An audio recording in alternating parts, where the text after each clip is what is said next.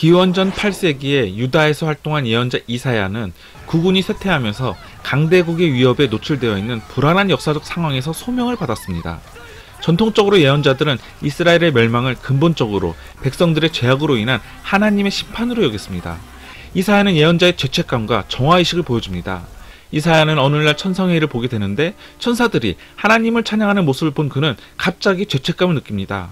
재앙이 나에게 닥치겠구나. 이제 나는 죽게 되었구나. 그때 한 천사가 화로에 있는 숯을 가져와 이사야의 입술을 대면서 죄를 제거해 줍니다. 죄책감을 제거한 후에 그는 비로소 하나님의 음성을 듣습니다. 내가 누구를 보낼까? 제가 여기 있습니다. 저를 보내어 주시옵소서. 이처럼 소명은 전혀 예상치 못한 가운데 갑작스럽게 외부 세계로부터 부여되기도 하지만 때로는 스스로 원해서 소명을 선택할 수도 있습니다. 그러나 그 소명은 온전히 자아의 영역에 속한 것은 아닙니다. 개인적 차원의 희망과 집단적 차원의 소명이 항상 일치하지는 않기 때문입니다.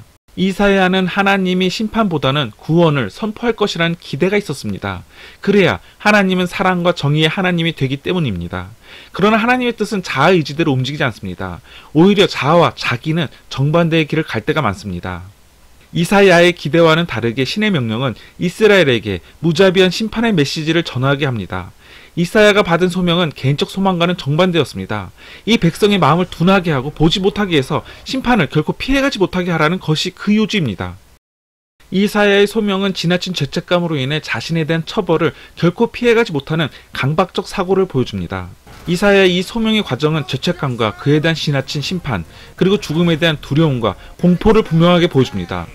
이사야의 탄식은 도대체 언제까지 이 고통을 당해야 하는가였습니다. 그 대답은 모든 것이 황폐해질 때까지입니다. 그러나 마지막 희망은 있습니다. 끈질기게 살아남아야 할 그루터기입니다.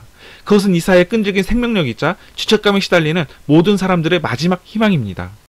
이사야의 소명은 이처럼 구원을 위한 심판, 심리적으로 볼 때 치유를 위한 고통이 극한 상황에 이를 때 발생합니다. 이사야의 소명은 결국 죄책감으로부터의 절실한 해방과 정화의 필요성이 최고조에 달했을 때 생겨난 것입니다. 자신의 책임을 다하지 못했거나 금기를 어겼거나 민족의 아픔에 동참하지 못했거나 자신만을 위해 살았거나 남보다 행복한 것들 모두는 우리를 억압하는 죄책감으로 다가옵니다.